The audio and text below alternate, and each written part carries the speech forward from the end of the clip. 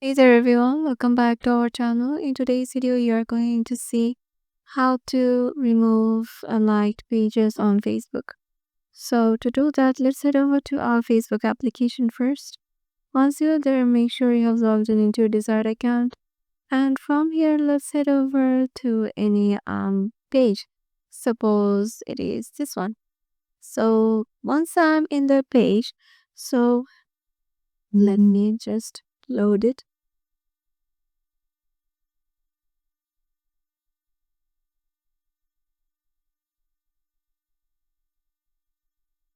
So as you can see, I have already liked this page and I'm following this.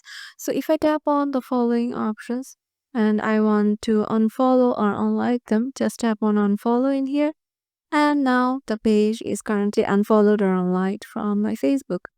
So this is how you can hide liked page on Facebook too. Hope this video will help you out and we'll see you in the next video.